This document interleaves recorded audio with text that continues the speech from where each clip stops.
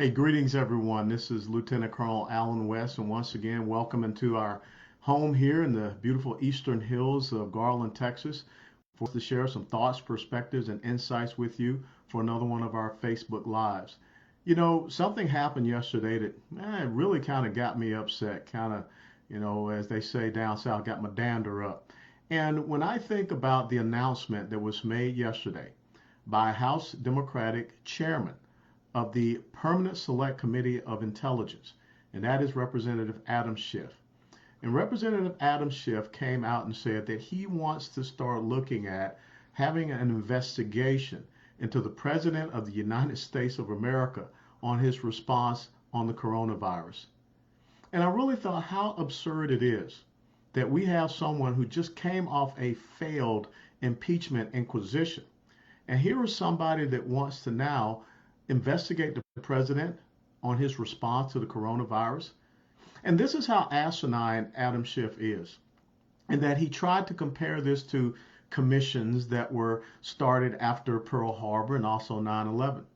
But those commissions did not occur within the first couple of months after us being involved in those incidents.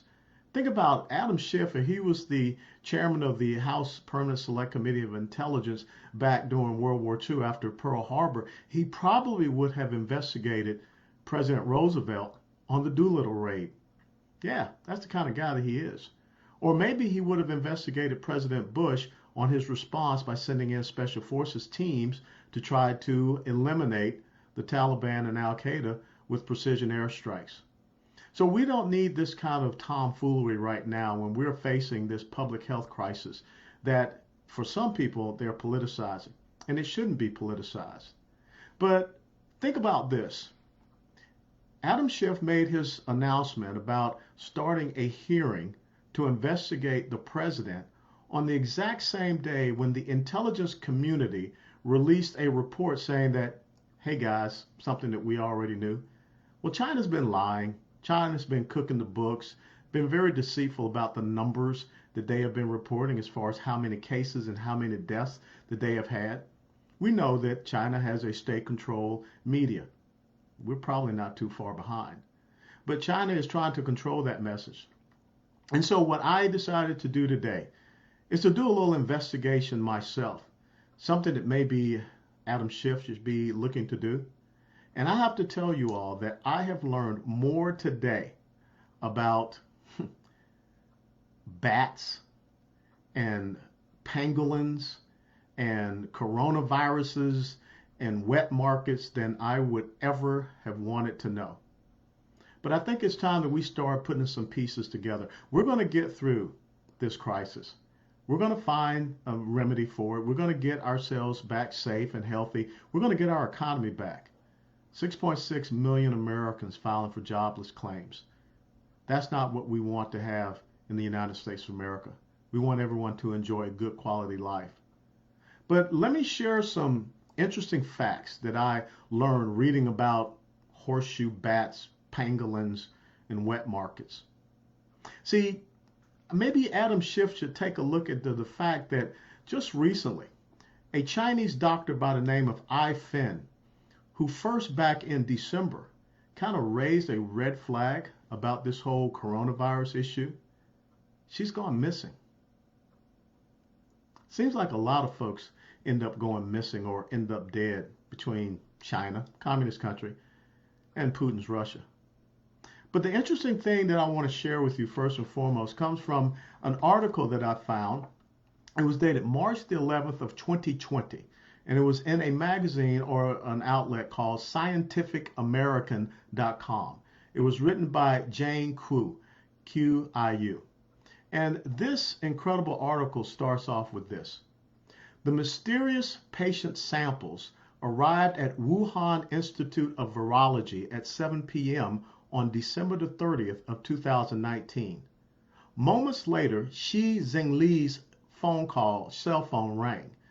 Xi Jinping is known as the Batwoman in China. She has over 16 years of doing experimentation and looking down at viruses and how they emanate from bats in China. It was her boss the phone call came from, the institute's director. The Wuhan Center for Disease Control and Prevention had detected a novel coronavirus in 2 hospital patients with atypical pneumonia, and it wanted Xi's renowned laboratory to investigate.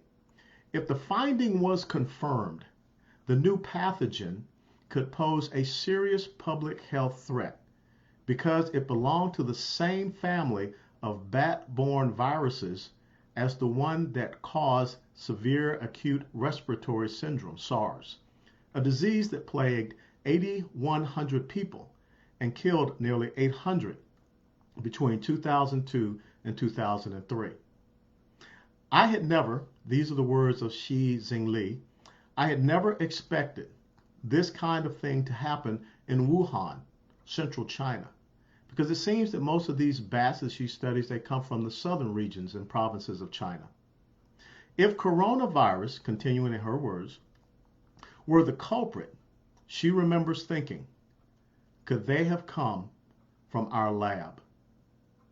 And the thing you also need to realize, in Hubei province, Wuhan, that is where the Chinese army has their microbiology lab.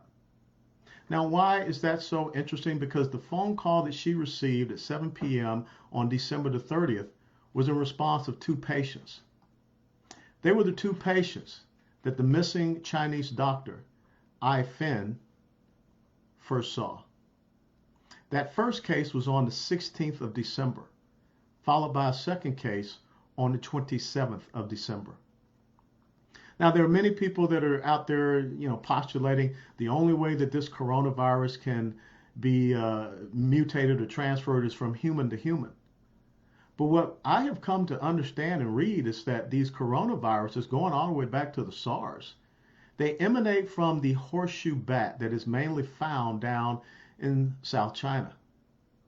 But yet, the lab of the bat woman is right there in Wuhan province. And she has been doing studies on these horseshoe bats and other bats and these viruses for some 16 years. It's also the same place where the Chinese microbiology lab, their Army's microbiology lab, is located.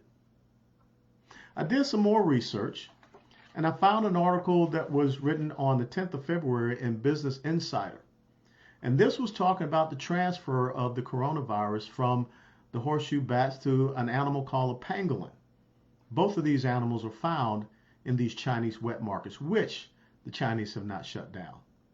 But come to understand that the new coronavirus that we are facing today shares 80% of its genome with the SARS, the severe acute respiratory syndrome, the one that Ms. Jinli said that this was the exact same thing that she had seen from bats that carried the SARS, where she had been doing the research on that, where they asked her to come back and investigate in her lab, vicinity of the same place where the Chinese Army has their microbiology lab.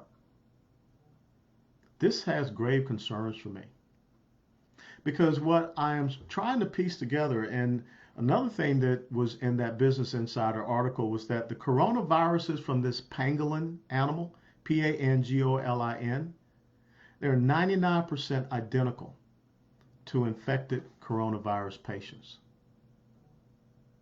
Here's what we need to come to understand. This somehow got outside of a lab, transferred to humans.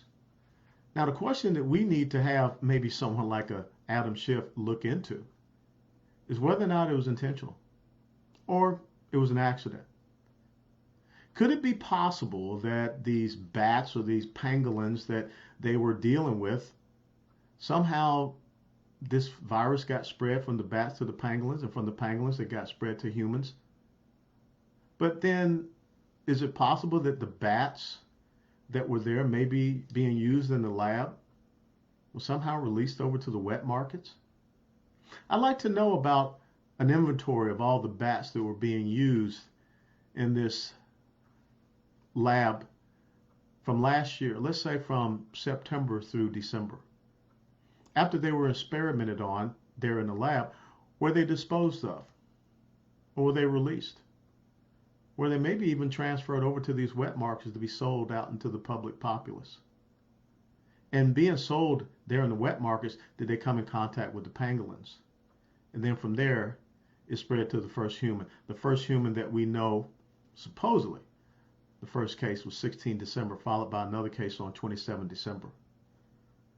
Perhaps this started even before then, maybe as early as November. And if the Chinese knew about this in these two cases on the 30th of December, why did they not, for whatever reason, contact the United States of America on 30 December, or at least on New Year's Eve, so we could take some action? That didn't come till later. And another thing that has grave concerns for me is when we look at what happened at Harvard University. And what happened at Harvard University on the 28th of January of 2020? Harvard University chemistry and biology professor Dr. Charles Lieber, 60 years of age, was arrested, along with two other individuals, supposedly Chinese students. But one of those individuals was not really a Chinese student. They were a member of the Chinese army. Yangjing Yi, 29, got back to China. But Zhaozong Jing, age 30, was arrested at Boston Logan International Airport with 21 vials of biological research. I'm not down with coincidences in this case. The military teaches you to look for indicators, trends, and warnings. When I start to peel the onion back on this is something that is very disturbing. The fact that the Chinese have not allowed any of our Centers for Disease Control individuals to go and investigate what is going on in these labs or go down to this wet market from presumably where this all got started from. The fact that the Chinese have been expelling journalists, not just our journalists, but journalists from all Western media outlets, there's a cover-up going on here. A cover-up is something that the Chinese knew about on December the 30th when they called their expert in bat virology. But yet they did not call us. But even going further back, let me tell you about something that happened in Detroit, Michigan. And that was late in 2008 when our Customs and Border Patrol agents stopped a Chinese biologist there at the Detroit airport with vials containing the Middle Eastern Respiratory Syndrome, the MERS, and also the Severe Acute Respiratory Syndrome, the SARS. I think one of the things that we need to be doing, Representative Schiff, we need to be asking some tough questions of China. This was not hard for me to go and just do some research and pull up these articles and find and start to think about and piece these things together. Now, China is going across the globe trying to do this little charm offensive. As a matter of fact, they've been shipping out some of their test kits and some of their masks to some European countries. They said they were doing it out of the goodness of their heart, but what I found out and read, they were charging people for them. They wanted people to take all these pictures and everything, and from what I understand, there are all these nice billboards in Italy thanking the Chinese. I don't know about that. Because what I found out was that in Spain, there were 640,000 of these test kits that the Spaniards purchased. They're all defective. In the Netherlands, there was 1.3 million face masks that they purchased from the Chinese. They were defective. And we know that the Chinese are trying to blame the United States military for the beginnings of this incredibly horrific virus. Ladies and gentlemen, the phone call that Xi Jinping got at 7 p.m. on the 30th of December is a result of two people. The first case of 16 December, the second case of 27 December. When did the Chinese notify us? Why would they call an expert in bat-borne viruses? And Wuhan, where her lab is also the location for the Chinese People's Liberation Army microbiology lab. What happened with those vials and what were in those vials that posing Chinese student by the name of Shang Zing was trying to get away with here just recently on 28 January from Boston International Airport? What has happened with Dr. Charles Lieber, who, if you go do some research, he was an invited professor for the Wuhan University of Technology. He was part of China's 10,000 Talents plan, where they go out and they seek scientists that can do research for them. He was being paid by the Communist Chinese. It's no different from this one belt, one road strategy that they have, that they're using as a global strategic dominance plan. See, I think that it's very important right now, Representative Schiff, you don't need to investigate our president.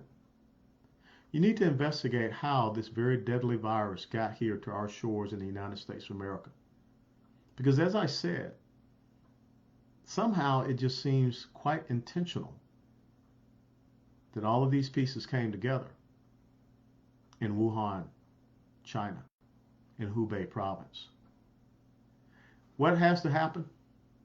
Ladies and gentlemen, if there are no consequences for Xi Jinping and the Communist Chinese Party, if you continue to allow this type of bad behavior to perpetuate itself and continue to proliferate, you're only going to get more bad behavior. I think China is guilty of crimes against humanity. When you think about the tens of thousands across our world who has lost their lives.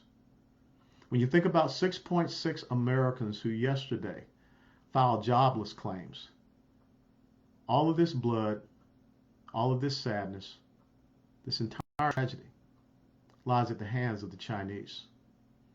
They can seek to be obtuse and belligerent all day long, but we as the United States of America cannot stand for this. How this virus got so strong in Italy or the United States of America, I'm not going to go into any supposition for that.